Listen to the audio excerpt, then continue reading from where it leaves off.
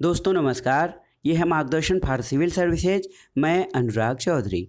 दोस्तों एनसीईआरटी श्रृंखला में आज की वीडियो में आप पढ़ेंगे छठवीं कक्षा के विज्ञान का अध्याय 15 हमारे चारों ओर वायु। इस अध्याय के अध्ययन से आप जान पाएंगे वायु जीवन के लिए क्यों आवश्यक है।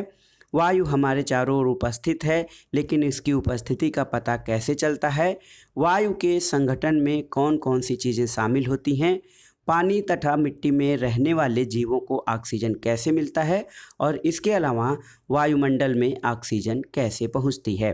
तो आइए शुरू करते हैं आज का वीडियो। छठवीं कक्षा के विज्ञान का अध्याय 15 हमारे चारों ओर वायु। दोस्तों जिस प्रकार जल जीवन के लिए ज़रूरी है, उसी प्रकार वायु भी जीवन के लिए बहुत ही आवश्यक है। सभी जीवों को वायु की आवश्यकता पड़ती है, लेकिन प्रश्न ये है कि क्या आपने कभी वायु को देखा है। तो दोस्तों किसी ने वायु को नहीं देखा है। वायु अदृश्य होती है, हमें केवल इसका अनुभव होता है और इसकी उपस्थिति का पता कई तरीक़ों से अनुभव होता है।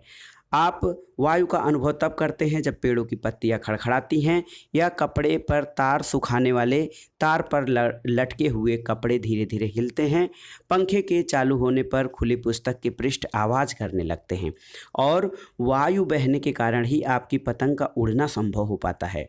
दोस्तों आपने अध्याय 5 में एक क्रियाकलाप किया था, रेत और बुरादे को निष्पावन यानी ओसौनी के द्वारा अलग किया था। तो निष्पावन की प्रक्रिया बहती वायु में अधिक प्रभावी होती है। और आपने ये भी ध्यान दिया होगा कि तूफानों के समय वायु की गति बहुत ही तीव्र और प्रचंड हो जाती है, यानी तूफान में वायु बहुत तेज़ गति से चलती है और कभी कभी यह पेड़ों को उखाड़ देती है और छत के ऊपरी हिस्सों को उड़ाकर ले जाती है। यहाँ देखिए चित्र में विभिन्न प्रकार की फिरकियाँ बनी हुई हैं और हमने बचपन में और हम में से सभी ने बचपन में इस तरह की फिरकियों को ज़रूर उड़ाया होगा। दोस्तों ये जो फिरकी है ये वायु की गति को दर्शाता है कि वायु चल रही है। और ये देखिए यहाँ चित्र में एक वात सूचक है। वात सूचक को आप घूमते हुए देख सकते हैं। ये उस दिशा में जाकर रुक जाता है जिसमें उस स्थान पर वायु चल रही होती है। अब आइए जानते हैं कि वायु हमारे चारों ओर क्या हर जगह उपस्थित है।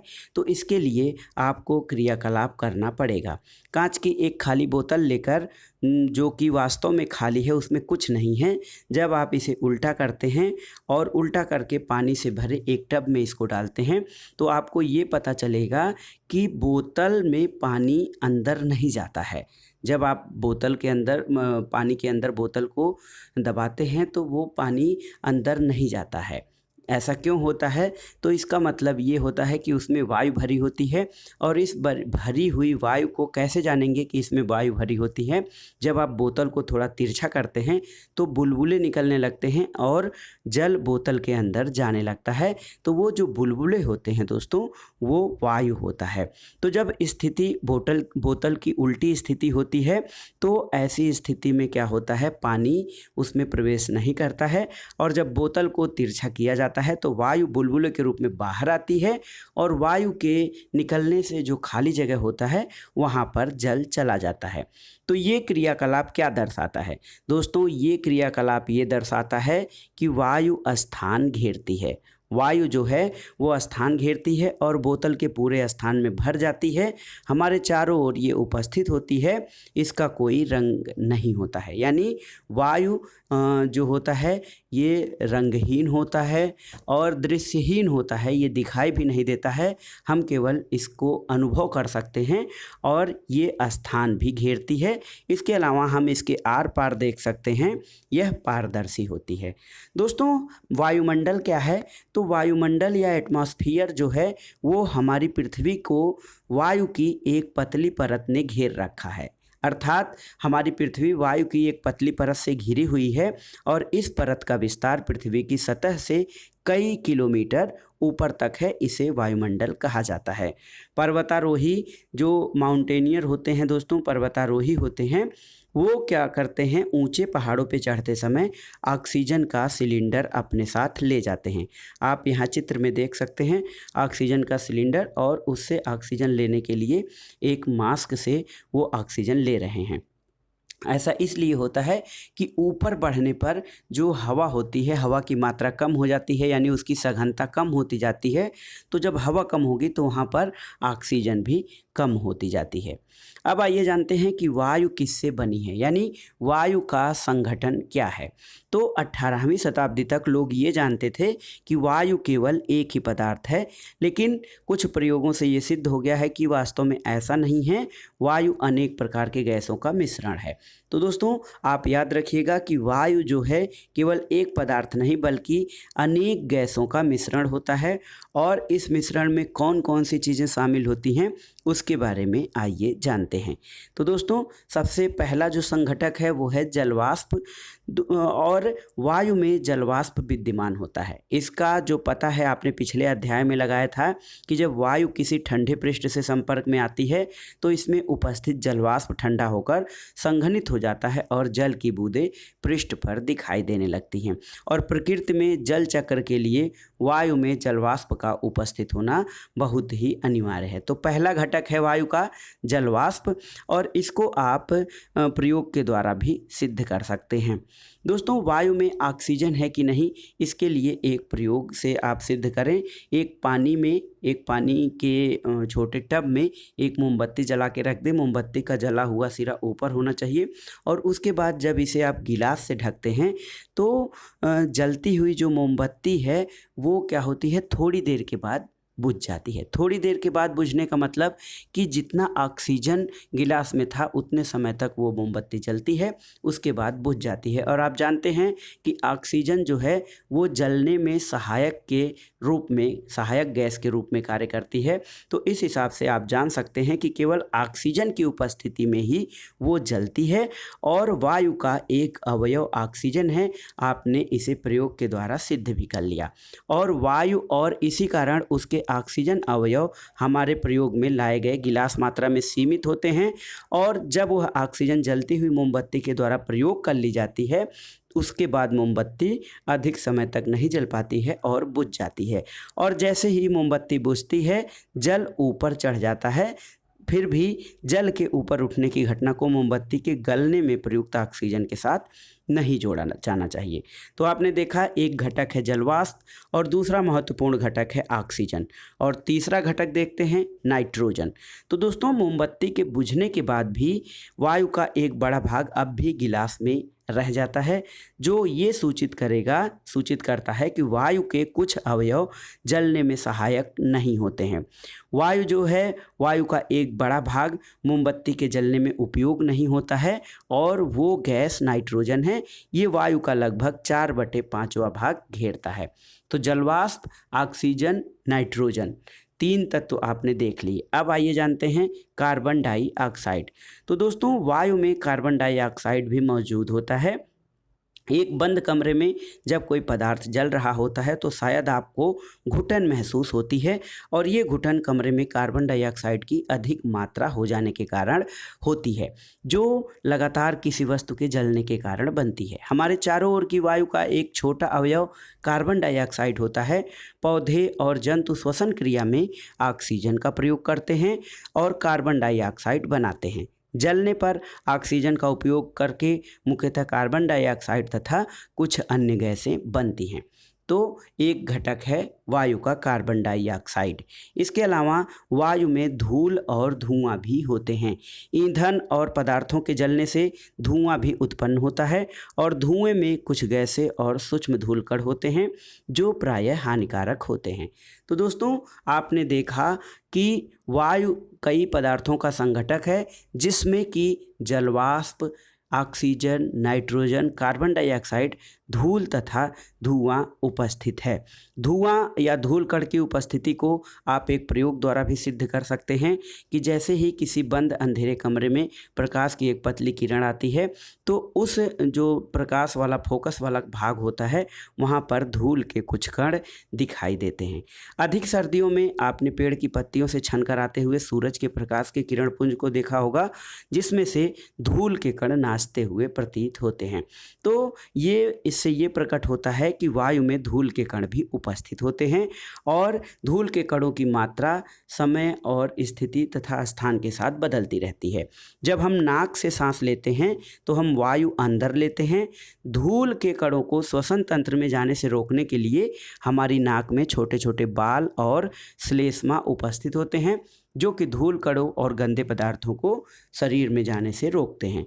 इसलिए आपको याद होगा कि छोटे पे जब हम लोग मुंह से सांस लेते थे तो हमारे गार्जियन हमें क्यों रोकते थे, क्योंकि मुंह से सांस लेने पर वायु में उपस्थित जो धूल कण हैं और जो कुछ कणकीय पदार्थ हैं वो हमारे शरीर के अंदर चले जाएंगे और नुकसानदेह होंगे। दोस्तों, एक चित्र है, भीड़ पर चौराहे पर एक पुलिसकर्मी द्वारा मास्क या मुखौटा पहुंचकर यातायात नियंत्रण किया जा रहा है। ऐसा इसलिए है कि चौराहे पर यातायात अधिक होता है, यहाँ पे धूल और जो हानिकारक गैसें कार्बन डाइऑक्साइड, सल्फर डाइऑक्साइड आदि तथा हाइड्रोकार्बन रात ज़्यादा मात्रा में होते हैं। जब वो मास्क का प्रयोग करता है तो ऐसे जो हानिकारक पदार्थ हैं वो छन्नी होकर जो स्वच्छ वायु है वो ग्रहण करता है, जिससे ये जो पदार्थ हैं उसके लिए नुकसान नहीं होते हैं। दोस्तों, इससे आप ये निष्कर्ष निकाल सकते हैं कि वायु में कुछ गैस, जलवाष्प और धूल के कण विद्यमान होते हैं और वायु में मुख्यतः नाइट्रोजन, ऑक्सीजन और थोड़ी मात्रा में कार्बन डाइऑक्साइड तथा इससे भी कम मात्रा में आर्गन और हीलियम इत्यादि गैसें मौजूद होते हैं। वायु की संरचना में स्थानीय भिन्नता हो सकती है, लेकिन वायु में नाइट्रोजन और ऑक्सीजन की मात्रा जो होती है ये अधिक होती है और वास्तव में ये दोनों गैसें मिलकर वायु का 99% भाग बनाती हैं। देखिए, यहाँ पर एक चित्र या डायग्राम के माध्यम से आप देख सकते हैं, काफ़ी बड़े मात्रा में नाइट्रोजन है, उसके बाद ऑक्सीजन है, फिर कार्बन डाइऑक्साइड तथा थोड़ी सी मात्रा में कुछ अन्य गैसें होती हैं और 99% भाग नाइट्रोजन और ऑक्सीजन से बनता है और 1% में कार्बन डाइऑक्साइड और कुछ अन्य गैसें, जलवाष्प और धूल कण होते हैं। दोस्तों, अब आइए जानते हैं कि पानी और मिट्टी में रहने वाले जीवों और पौधों को ऑक्सीजन कैसे मिल पाता है। तो एक बीकर में कांच में थोड़ा सा पानी लीजिए और इसको उबालिए। जब आप इसको उबालते हैं तो छोटे छोटे बुलबुले इसमें चिपकते हुए मिलते हैं। ये बुलबुले क्यों बनते हैं? तो दोस्तों, ये बुलबुले जो हैं वो पानी में घुली हुई वायु के कारण बनते हैं। जब आप पानी को गर्म करते हैं तो घुली हुई वायु बुलबुले के रूप में बाहर आती है और पानी को जब आप और गर्म करते हैं तो ये वाष्प में या फिर भाप में बदल जाती है और वह अंततः जल उबलने लगता है। तो दोस्तों, जो जीव पानी में रहते हैं वो श्वसन के लिए पानी में घुले हुए ऑक्सीजन को प्रयोग करते हैं। जैसे मछली या मेढक आदि जीव जो होते हैं वो पानी में घुली हुई ऑक्सीजन से ऑक्सीजन ग्रहण करते हैं। इसके अलावा जो जीव मिट्टी में या गहरी मिट्टी के अंदर रहते हैं उन्हें भी सांस लेने के लिए ऑक्सीजन की आवश्यकता होती है और वे श्वसन क्रिया के लिए आवश्यक वायु जो है वो मिट्टी में जो छोटे छोटे रंध्र होते हैं उनमें उपस्थित वायु से करते हैं। मिट्टी के जीव गहरी मांद में छिद्र बना लेते हैं और इन छिद्रों के द्वारा वे बाहर आने जाने के लिए हवा उपस्थित हो जाती है। लेकिन जब भारी वर्षा हो जाती है तो इन छिद्रों और मांदों में वायु की जगह पानी भर जाता है, जिससे ज़मीन के अंदर रहने वाले जो जीव होते हैं वो सांस लेने के लिए ज़मीन पर आ जाते हैं। यही कारण है कि केचुए भारी वर्षा के समय ही ज़मीन पर बाहर आते हैं, नहीं तो वो जो हवा होती है मिट्टी में उसी से ऑक्सीजन ग्रहण करते हैं। दोस्तों, बहुत सारे जीवों के द्वारा ऑक्सीजन का उपयोग करने के बावजूद भी वायुमंडल में ऑक्सीजन समाप्त क्यों नहीं होती है? क्या आपने इसके बारे में सोचा है? तो आइए जानते हैं वायुमंडल में ऑक्सीजन की आपूर्ति कैसे होती है। दोस्तों, आपने प्रकाश संश्लेषण के बारे में पिछले अध्याय में पढ़ा था। तो प्रकाश संश्लेषण ऐसी प्रक्रिया है जिसमें हरे पौधे सूर्य के प्रकाश की उपस्थिति में जल और कार्बन डाइऑक्साइड की अभिक्रिया करके अपना भोजन बनाते हैं। तो हरे पौधे जो होते हैं अपना भोजन बनाते हैं और इसके साथ वो ऑक्सीजन उत्पन्न करते हैं। पौधे भी श्वसन के लिए ऑक्सीजन का प्रयोग करते हैं, लेकिन उनके द्वारा जो उत्पादित ऑक्सीजन होता है उनके द्वारा ग्रहण किए गए ऑक्सीजन से बहुत अधिक मात्रा में होता है। दोस्तों, ये वास्तविकता है कि जंतु पौधों के बिना जीवित नहीं रह सकते हैं। सभी पौधों या जंतुओं को जीवित रहने के लिए पौधों की आवश्यकता होती है। पौधों और जंतुओं के द्वारा श्वसन तथा पौधों के द्वारा प्रकाश संश्लेषण से बना रहता है। इससे ये स्पष्ट होता है कि पौधे और जंतु एक दूसरे पर निर्भर होते हैं। दोस्तों, इससे आप ये अनुभव कर सकते हैं कि पृथ्वी पर जीवन के लिए वायु अत्यंत महत्वपूर्ण है। इसके अलावा वायु के कुछ अन्य उपयोग भी होते हैं। यहाँ पर एक पवन चक्की का चित्र दिया गया है जिससे कि ऊर्जा उत्पादन होता है। यहाँ पर एक वायु पवन चक्की है। ये वायु जो है पवन चक्की को घुमाती है। पवन चक्की का उपयोग ट्यूबवेल से सीधे पानी निकालने के लिए, आटा चक्की को चलाने के लिए किया जाता है। इसके अलावा पवन चक्की से बिजली उत्पादन भी किया जाता है। विंड एनर्जी या वायु ऊर्जा का प्रयोग जो होता है, पवन ऊर्जा का प्रयोग नावों को खेने में, ग्लाइडर, पैराशूट और हवाई जहाज को चलाने में सहायता करती है। पक्षी, चमगादड़, कीड़े वायु की उपस्थिति के कारण ही उड़ पाते हैं और वायु जो होता है बहुत से पौधों के बीजों और फूलों के परागकणों को इधर से उधर फैलाने में सहायक होती है, जिससे उनमें परागण और प्रजनन की क्रिया होती है। इसके अलावा जल चक्र या वाटर साइकिल में भी वायु की महत्वपूर्ण भूमिका होती है। अब आइए देखते हैं ये जो अध्याय आपने पढ़ा, इस अध्याय का सारांश किस प्रकार से आप इसका सारांश बता सकते हैं। तो दोस्तों, आपने पढ़ा कि वायु प्रत्येक स्थान पर मिलती है। हम वायु को देख नहीं सकते लेकिन इसे अनुभव कर सकते हैं। गतिशील वायु को पवन कहते हैं। वायु जगह घेरती है। वायु जल और मिट्टी में उपस्थित होती है। इसके अलावा वायु नाइट्रोजन, ऑक्सीजन, कार्बन डाइऑक्साइड, जलवाष्प और कुछ अन्य गैसों का मिश्रण है। इसमें कुछ धूल कण भी होते हैं। ऑक्सीजन ज्वलन में सहायक है और श्वसन के लिए भी सहायक है। और वायु की वह परत जो पृथ्वी को घेरे हुए है उसे वायुमंडल या एटमॉस्फियर कहा जाता है। पृथ्वी पर जीवन के लिए वायुमंडल बहुत ही आवश्यक है। जलीय प्राणी श्वसन के लिए जल में घुली हुई वायु का प्रयोग करते हैं और वायु से ऑक्सीजन तथा कार्बन डाइऑक्साइड के आदान प्रदान के लिए पौधे और जंतु एक दूसरे पर निर्भर होते हैं। ये आज के इस अध्याय का सारांश था। वीडियो आपको कैसा लगा और आपके लिए कितना उपयोगी हो रहा है, आपको कितना समझ में आ रहा है, हमें कमेंट बॉक्स में ज़रूर बताइएगा। वीडियो देखने के लिए धन्यवाद दोस्तों। नमस्कार।